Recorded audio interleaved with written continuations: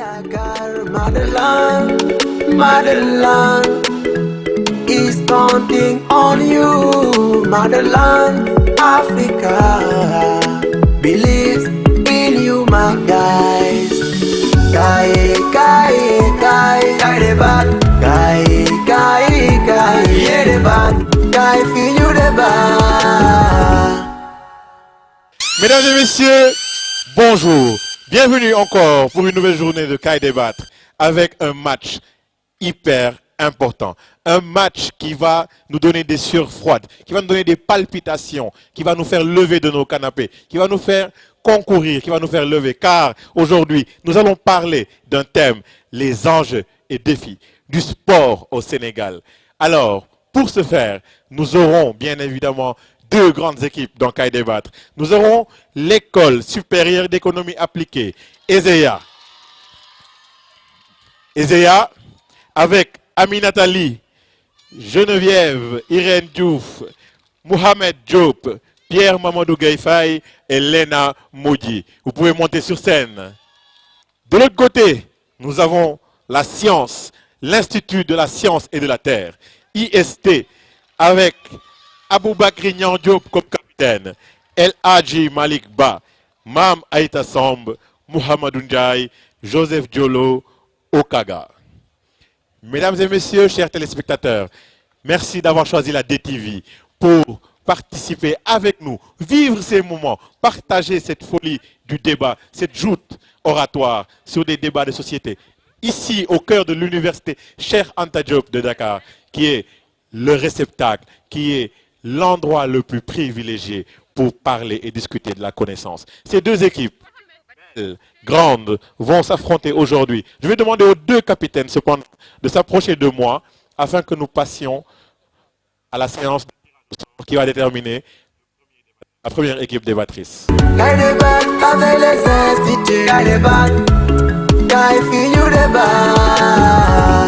Encore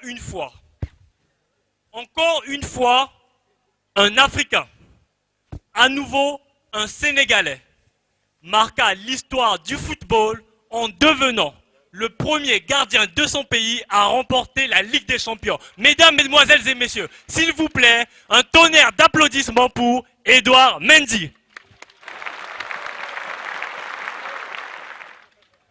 Né à Kaolack en 1976, une femme, une lionne, une Sénégalaise, a remporté 2 fois le championnat d'Afrique et 1 fois le championnat du monde du 400 mètres. Mesdames, Mesdemoiselles et Messieurs, s'il vous plaît, un tonnerre d'applaudissements pour Ami Mbacké Thiam. Les noms sont nombreux, de El Hadji Diouf à Bombardier, en passant par Aya Traoré. Même pas besoin de parler de Sadio Mané ou Lamine Diack. Je ne suis point ici devant vous pour vous parler de ces légendes. Cependant, je pense et je soutiens que c'est un devoir national, avant de dire quoi que ce soit, d'acclamer ces héros. Le sport est une activité omniprésente dans toutes les sociétés et a un réel impact sur la structure des États. Loin de ce loisir qui fédérait les peuples, le sport est devenu un business qui nourrit les peuples sous diverses proportions. Mesdames et messieurs, honorables membres du jury, il n'est plus question de ne voir que du ludique du sport. Le sport, c'est bien plus que ça.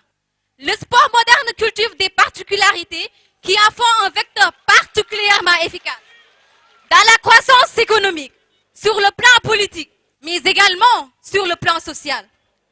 La diplomatie sportive est un outil de communication, d'intégration, de création de relations, d'union des nations, de cohésion, mais également de reconnaissance internationale. Mesdames et messieurs, le sport est un vecteur permettant de montrer aux plus grands la qualité de sa formation, de ses infrastructures, la richesse et le dynamisme de son territoire, à l'instar de la culture ou de l'économie. Saviez-vous que le sport a permis à beaucoup de pays d'obtenir une stature internationale, un poids géopolitique croissant grâce à une stratégie basée sur l'organisation de grands événements tels que les Jeux olympiques, paralympiques, la Coupe du monde de football, de basketball, etc. Même si l'Afrique peine toujours à décrocher l'organisation des Jeux Olympiques, les Jeux Olympiques de la jeunesse auront bel et bien lieu à Dakar en 2026. Ceci est le résultat d'une diplomatie sportive efficace, mais également de la bonne signature de notre pays. Désormais, le Sénégal figure au panthéon des grandes nations du sport olympique. C'est dans ce contexte que le grand Pascal Boniface, dans Géopolitique du sport, écrit: Le sport est le meilleur moyen de montrer le drapeau, d'exister aux yeux des autres. Mais lors de la cérémonie d'ouverture de la Coupe du Monde de rugby en 1995, Nelson Mandela disait que le sport a pour objectif de changer le monde. Il permet d'unir d'une manière quasi unique. Il permet d'amener de la détermination à tous. à ce propos, ces paroles retentissent jusqu'à présent, puisque le mouvement sportif international lutte contre certains fléaux tels que la xénophobie, le racisme, etc. Mesdames et messieurs, peut-on imaginer une société sans sport? Les spécialistes sont unanimes. Du point de vue social, le sport favorise l'échange et développe la convivialité. Il est plus facile de s'intégrer ou de faire connaissance quand on partage le même hobby. À titre illustratif, les compétitions sportives organisées au niveau du COUD par le département culturel et sportif favorisent l'intégration de jeunes de diverses origines, mais également permet d'instaurer un cadre de paix au niveau du campus social. De plus, le sport procure la santé, le bien-être, la détente, la recherche de l'apparence physique, le contact avec la nature ou la recherche d'un lien social. Mesdames et messieurs, vous l'avez tous constaté, lors des grandes compétitions internationales, mais aussi lors des grandes compétitions de lutte, toute la société sénégalaise, hommes et femmes, enfants et adultes, se mobilisent et vivent au rythme de ces moments. Auguste Assemblée, Auguste Assemblée, Auguste Assemblée, qui n'a jamais frissonné en entendant le retentissement de l'hymne national lors des grandes compétitions internationales, mais qui n'a jamais frissonné en suivant le fameux bac de Balla Gaye 2. Mais, comme toute chose, le sport sénégalais ne peut pas se développer sans une bonne organisation. Des plus grandes entreprises mondiales aux plus petites fédérations, aucune entité sportive ne peut perdurer sans une bonne organisation. Car oui, l'organisation induit l'efficacité qui elle-même impacte la qualité de nos projets. Nous ne pouvons pas vraiment dire que le Sénégal soit une référence en termes d'organisation. Le manque de professionnalisme de la part de certains acteurs du sport sénégalais, le manque de renouvellement et tant d'autres qui dévoilent au grand jour les défis organisationnels auxquels doit faire face le sport sénégalais. L'organisation est donc très importante et constitue un défi majeur à relever. Comme le disait Albert Einstein, un problème sans solution est un problème mal posé. Alors, que faire? Envisager un renouvellement des dirigeants afin d'apporter un nouveau dynamisme. Car oui, mesdames et messieurs, à force de manger le même plat, même s'il est très bon, l'on cherche à goûter à de nouvelles saveurs. Mettre les gens qu'il faut à la place qu'il faut. Chers étudiants, pourquoi ne pas inclure les jeunes dans les instances de décisions administratives? Car oui, mesdames et messieurs, l'avenir appartient aux jeunes et c'est à eux d'être maîtres de leur destin. La pratique du sport n'a cessé d'évoluer au cours des années. Compte tenu des outils technologiques utilisés actuellement, disposer d'infrastructures adaptées devient plus qu'une nécessité. La vastuité de certains complexes sportifs ne permet plus aux jeunes de vivre convenablement de leur passion. Chers étudiants, est-il normal qu'en 2021, notre stade national, portant le nom de notre premier président de la République, ne soit pas fonctionnel? Est-il normal qu'en 2021, le Sénégal ne dispose toujours pas d'un cours de tennis national? Est-il normal qu'en 2021, pour jouer au football, par exemple, dans des endroits adéquats, l'on soit obligé de sortir de l'argent? Je pense donc que la réponse à ces questions est évidemment trouvée. Le manque d'infrastructures est également un frein à la formation et à la détection des jeunes talents. Aujourd'hui, le Sénégal perd énormément de binationaux. Vous voyez donc que les défis infrastructurels sont très importants et nous devons de les relever. Cher public, saviez-vous qu'au Sénégal, il existe une fédération sportive de pêche? Saviez-vous qu'au Sénégal, il existe une fédération sénégalaise de football? Saviez-vous qu'au Sénégal, il existe des fédérations d'escalade, d'escrime? Connaissez-vous Balla Gaye, champion de taekwondo? Connaissez-vous Balla Gaye 2, le lutteur sénégalais? Pourquoi cette série de questions, me demanderez-vous alors? Eh bien, c'est pour mettre en évidence le manque de diversité du sport sénégalais. Aujourd'hui, le sport ne se limite pas qu'à 2 ou 3 disciplines. Les Occidentaux en sont bien conscients et investissent dans tous les sports. Ce qui fait qu'aujourd'hui, ils sont toujours devant nous au plan sportif. Aujourd'hui, nous devons d'investir dans tous les sports afin d'apporter une nouvelle dynamique au sport et d'être beaucoup plus performants dans tous les domaines du sport. Oui, mesdames et messieurs, les défis d'équité sportive sont donc très importants. Car oui, la diversité disciplinaire, c'est ce qui fait la beauté du sport. Ne dit-on pas que la loi de l'homme est la loi du langage? Je me réfère donc au langage, mesdames et messieurs, les membres du jury, chers co-débatteurs, charmant public, pour vous dire que le système sportif sénégalais ne puisse être vecteur de développement économique et social sans pour autant passer par une réforme du cadre normatif. Voici qui met fin, Institut des sciences de la Terre, à votre parti.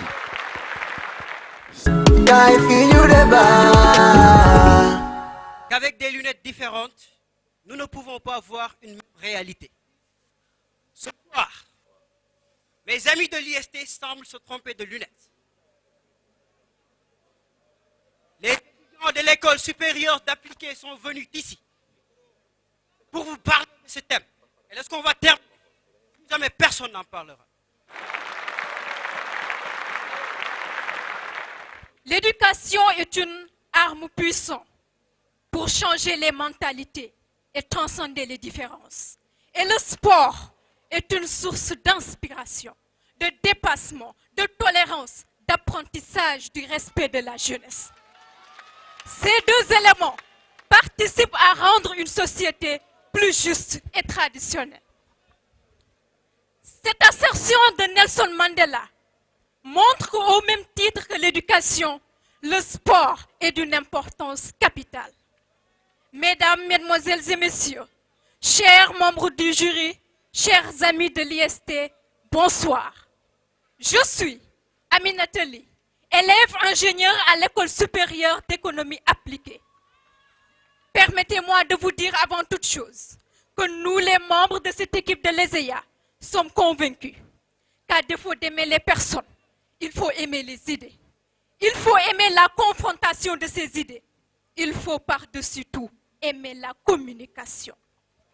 Et c'est cette forte conviction qui justifie notre présence aujourd'hui au sein de ce temple éducatif pour débattre sur un thème très pertinent et que l'on peut mettre en corrélation avec l'employabilité des jeunes au Sénégal.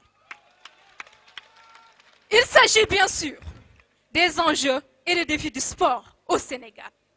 Cependant, charmante assistance, chaque thème, aussi explicite soit-il, nécessite une démarche, une méthodologie pour être abordé. Dès lors, une élucidation conceptuelle devient une nécessité, sinon une urgence.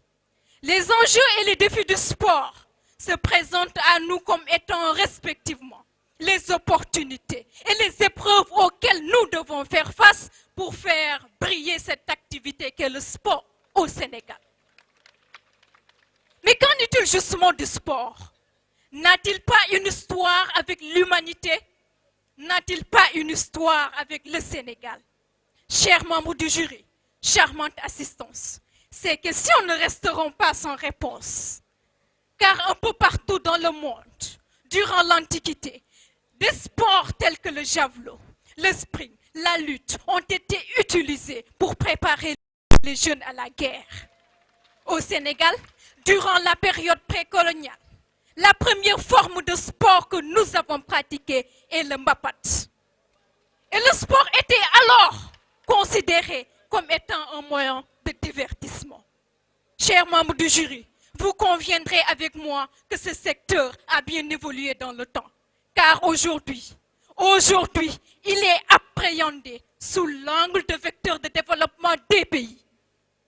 Autrement dit, le sport regorge une niche d'opportunités et promeut des valeurs, les couleurs et les coutumes des nations.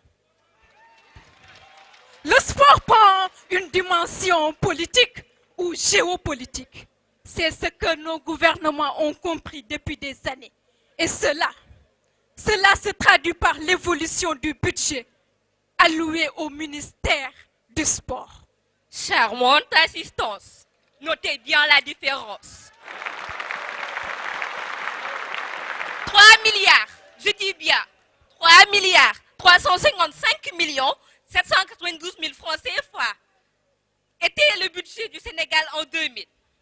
Ce chiffre sera multiplié par 15, 20 ans plus tard, soit 44 milliards 55 millions 584 000 francs CFA. Telle est l'évolution du budget alloué au ministère du Sport entre 2000 et 2020.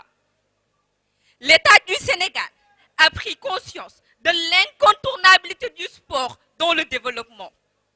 C'est pourquoi il a été inclus dans l'axe 1 du PSE pour son rôle de booster de l'économie, de créateur d'emplois et de générateur de richesses. Donc le sport comme vecteur de développement? Oui, exactement. C'est pourquoi d'importants investissements ont été consacrés à la construction d'infrastructures répondant aux normes internationales. Il s'agit bien sûr de l'arène nationale, de Dakar Arena et bientôt le stade du Sénégal. Et ce n'est pas tout, mesdames et messieurs. Ces investissements et infrastructures donneront au Sénégal plus de crédibilité afin d'organiser de grands événements sportifs comme les Jeux Olympiques de la jeunesse qui vont tenir en 2026. Honorable juré, charmante assistance, tirons le frein à main, arrêtons-nous un tout petit peu afin de voir l'impact que pourrait avoir cet événement sur l'économie sénégalaise. En effet, lorsqu'on organise des événements sportifs de cette envergure, on met en compétition tous les secteurs d'activité, notamment le tourisme, l'hôtellerie, la restauration, pour le commerce par exemple. Ces stades seront les lieux de rencontre des mertiaf, des fatundor, des marchands ambulants. Pour le secteur du sport, pour le secteur du transport, les Ndiagandiaï, les carapites, les kalandos, les taxis, tous seront en mouvement.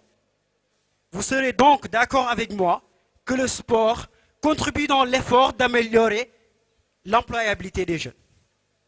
Mesdames et messieurs, ce n'est pas tout. Toujours dans l'optique de sport comme vecteur de développement, selon le chargé de la planification des ministères du sport, le Sénégal serait deuxième du pays en matière de transport de sportifs derrière le Brésil. Et nous nous en convaincrons si nous nous référons au dernier bulletin publié par l'Agence internationale d'études du sport, qui dans son observatoire stipule: le Sénégal est à 291 jours professionnels officiels. Et pour mesurer, mesdames et messieurs, pour appréhender, pour comprendre l'impact de ces revenus de transfert de ces derniers, il faut voir le Bambali avant le succès de Sadio Mané et le Bambali d'aujourd'hui. À cela s'ajoute, mesdames et messieurs, que le sport contribue à l'atteinte des objectifs de développement durable préconisés par l'Organisation des Nations Unies. Parmi ces objectifs, je peux bien sûr citer l'éducation, la paix, la sécurité et la santé. Combien de fois un combat de lutte ou un match de football a mobilisé hommes et femmes, vieux et jeunes, dirigeants et opposants, tous derrière une cause commune. On voit ainsi le sport comme une puissante arme pour la cohésion nationale. Et ceci, à l'ère de la perte des valeurs, de l'intolérance, du racisme. Avouons que le sport nous transmet des vertus des plus merveilleuses. Au-delà de la fougue, de l'adrénaline, de la sueur, c'est dans nos terrains de sport que nous apprenons les plus belles leçons de vie. Coubertin disait, je cite, « Si les Français savaient le rôle de l'intelligence et de la volonté, la part de caractère et de l'esprit dans la plupart des sports, avec quel entrain ils épouseraient leurs enfants. » Fin de citation. Voilà des mots qui nous confirment que le sport permet aux jeunes de s'éduquer dans la citoyenneté. Un regard dans le fonctionnement des haïtiens de nos quartiers. L'haïtien Khandalou, Aïs Pikin, l'AS Gorée, on pourrait les citer, peut servir de baromètre pour mesurer avec quelle force le sport contribue à l'amélioration de la vie de la cité. Mesdames et messieurs, à présent, je vais enlever ma veste d'économiste pour me mettre dans celle d'un agent de santé pour vous dire que le sport est un allié de la santé. Vous comme moi sommes témoins que le charme des plages de Dakar, mesdames et messieurs, ne se trouve pas seulement dans la finesse du sable ou la beauté des coquillages. Honorable membre du jury, Auguste Assemblée, la répétition est la mère des sciences. Je remercie donc nos chers co-débatteurs pour avoir brillamment répété les arguments que nous avons énoncés. Cependant, je dois vous avouer que je reste sur ma faim. Car, étant donné que nous avons affaire à des étudiants en économie, je m'attendais à des arguments plus pertinents concernant les enjeux économiques du sport au Sénégal. Mais ce n'est pas grave, je vais le faire à leur place. Investir dans le domaine du sport devrait être l'une des priorités dans nos pays en voie de développement. Permettez-moi de penser que, tel l'or, le pétrole et le gaz, le sport est une ressource naturelle indiscutable au Sénégal. Il est donc temps qu'il soit repensé et rebâti comme un secteur d'activité économique à part entière. En effet, les investissements dans le domaine du sport peuvent permettre au Sénégal de tirer des bénéfices considérables avec l'organisation des Jeux Olympiques, avec l'organisation de ces grandes compétitions. À titre illustratif, une étude menée par l'organisme Keneo et le Centre d'économie et de droit du sport a montré que l'Euro 2016 a coûté à la France moins de 200 millions d'euros, mais leur a rapporté plus de 1,22 milliard d'euros de bénéfices, dont 675 millions d'euros venant du tourisme. Honorable membre du jury, Auguste Assemblée, le Sénégal va accueillir un grand événement sportif. Je parle bien évidemment des Jeux Olympiques de la jeunesse de 2026. Ces Jeux font partie intégrante de la stratégie de développement social et économique du Sénégal qui en profitera par de nouvelles opportunités d'emploi pour les jeunes, la création d'un village olympique, la réhabilitation des infrastructures qui seront plus tard utilisées par la population. Permettez-nous de citer le secrétaire général du ministre du Sport qui écrit dans un article, je cite, « Le tourisme, qui est l'un des secteurs clés de notre économie, vit des moments difficiles. Il est donc clair que l'organisation de ces Jeux Olympiques profitera du secteur touristique avant, pendant et après les compétitions. » Par ailleurs, à l'heure actuelle, les célébrités telles que Sagan Diop, Sadio Mané, Gorgui Sidian sont, à mon humble avis, des entreprises à part entière qui n'ont pas assez profité au Sénégal. Je vous assure que si nous encadrons plus de jeunes Dès le début de leur carrière jusqu'à leur épanouissement professionnel, ces investisseurs potentiels contribueront fortement au développement de leur pays. Cependant, la question qui me taraude l'esprit est la suivante. Est-ce que le fait de disposer uniquement d'infrastructures de dernière génération suffit-il au Sénégal pour relever les défis liés au sport? Croire en ils se réaliseront peut-être. Croire en toi, ils se réaliseront sûrement. Ce n'est pas de moi, c'est de Martin Luther King. Tout cela pour vous dire, mesdames et messieurs, que la condition sine qua non pour que le sport sénégalais prenne son envol, c'est que nos sportifs fassent preuve de détermination, de courage, d'abnégation, de persistance à continuer jusqu'au bout, de faire face à l'effort, non pas en lion de la teranga, mais de vrais lions de la terreur. Merci. Lorsqu'on parle de défis à relever dans le domaine du sport, les responsabilités sont partagées. Certains indexeront l'État, d'autres les médias et d'autres encore la population ou bien les sportifs. Vous êtes bien en tenue de sport, nous vous en saluons.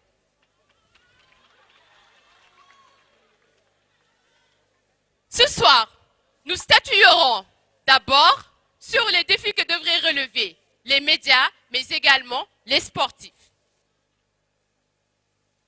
Quelle devrait donc être l'implication des médias, mais également des sportifs dans la valorisation du sport national?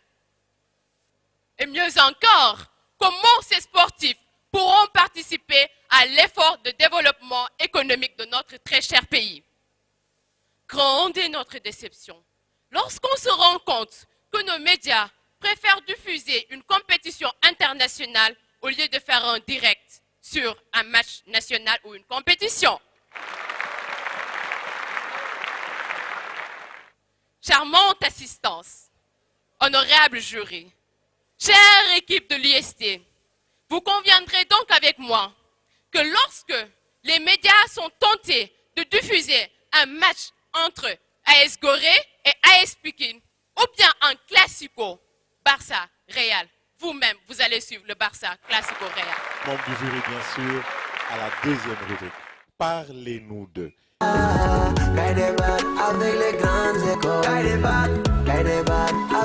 Nous allons vous parler d'une flamme qui a brillé dans son temps et qui brille toujours.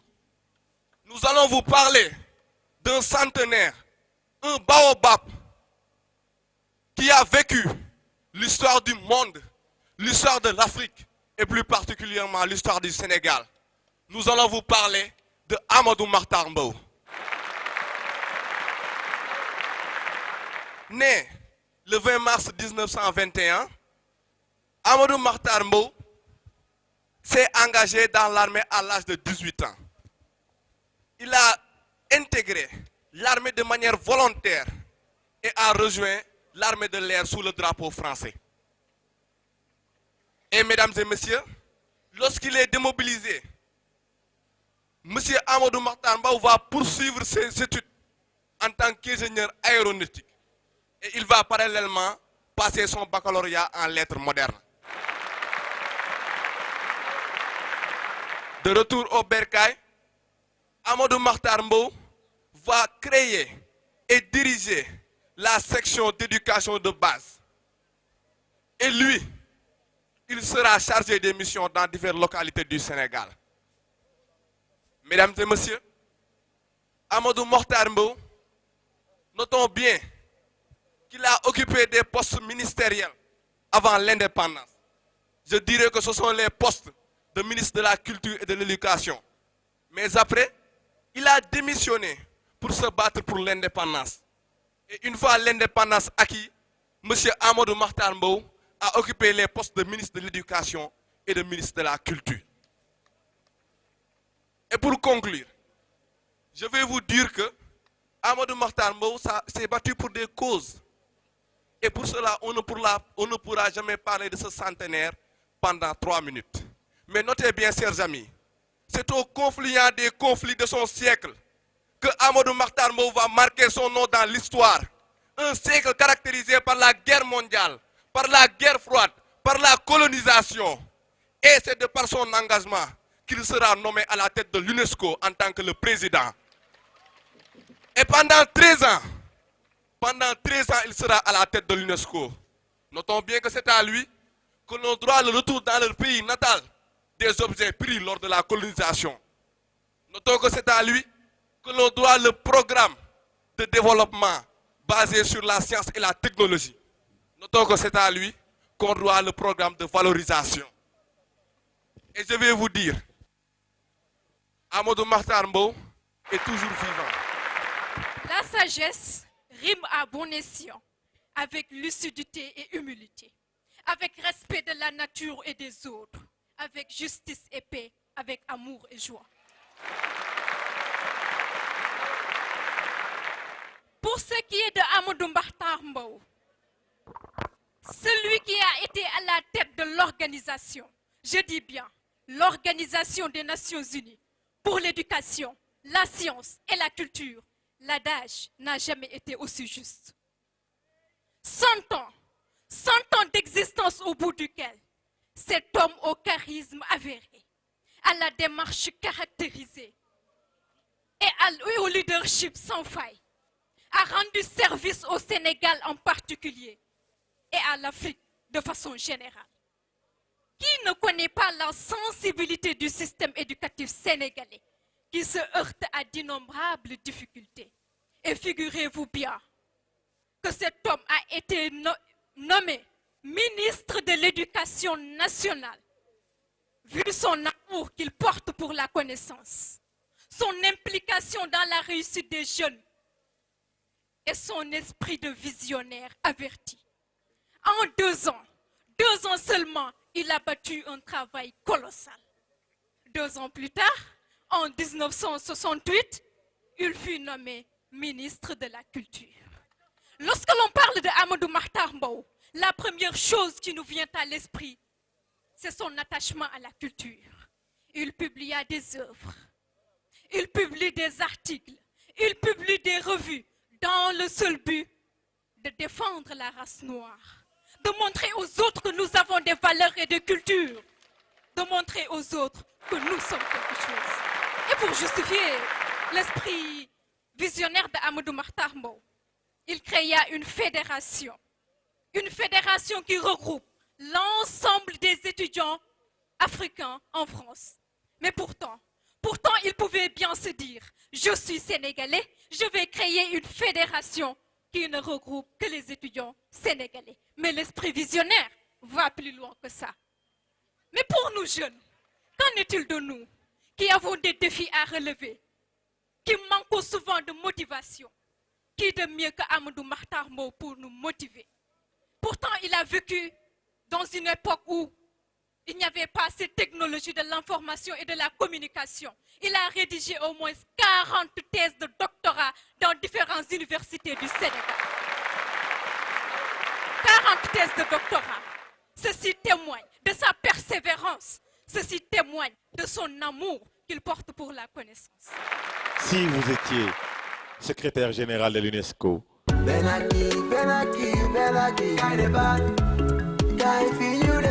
Charmant public, mesdames et messieurs les membres du jury, chers co-débatteurs, si j'étais secrétaire général de l'UNESCO, j'allais faire en sorte que les domaines les plus importants pour permettre un pays de se développer, à savoir l'éducation, que nos pays fassent en sorte d'avoir un système éducatif performant, d'avoir un système éducatif qui nous serve des débatteurs de l'envergure de nos camarades de l'ESEA.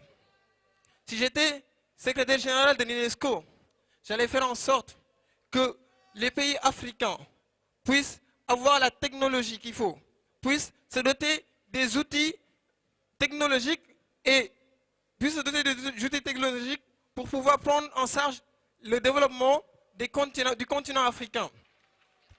Mesdames et messieurs, l'UNESCO est une organisation qui ne regroupe pas un seul pays, mais plusieurs.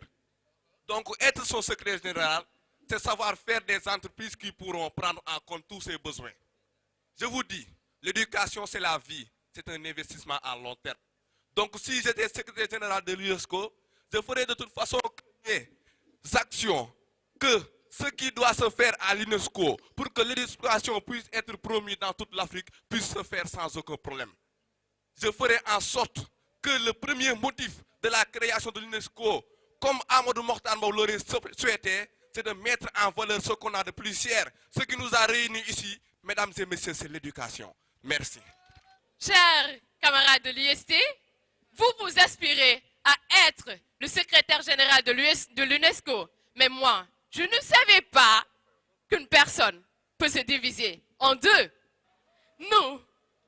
Nous allons vous dire c'est quoi être un secrétaire général de l'UNESCO. Parce que moi, je suis le secrétaire général de l'UNESCO à la poursuite des valeurs comme la culture, comme l'éducation, comme l'estime de soi-même que nous enseignait Amadou Mokhtar Mbow. Nous, jeunes, ce que nous avons, nous, en tant que secrétaire général de l'UNESCO, avons le devoir de vous valoriser, de vous donner des vertus, de vous assister dans votre éducation, mais également de porter votre voix aux plus hautes sphères de l'éducation. Vous êtes, chers jeunes, le patrimoine de vos différents pays. Aimez-vous et nous construirons des infrastructures qui répondront aux normes internationales pour que vous puissiez faire des recherches en sciences, en culture, en art, comme vous le voudriez. Tout dépendra de ce que vous aspirez. Essayez juste de valoriser votre culture dans votre pays et partout où vous serez. Dans la poursuite de ces idées, nous souhaitons une longue vie, une très longue vie à Amadou Mokhtar Mbow, puisque la sagesse dit qu'un vieillard qui meurt est une bibliothèque qui brûle. Sur ce, je vous remercie. Mesdames et messieurs, voici qui met fin à ce débat. Je vais demander aux deux équipes de se lever et de se saluer dans le cadre du respect et du fair play. Pour le deuxième match entre l'école supérieure d'économie appliquée ESEA et l'IST, l'Institut des sciences de la Terre. La note est de 11,84. D'accord. Pour les scores, l'ESEA s'est retrouvé avec une note de 12,62. 12,62 pour l'ESEA.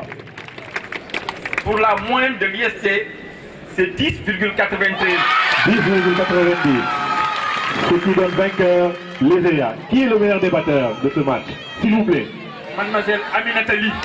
Mademoiselle Aminata Ly est déclarée meilleure débattrice.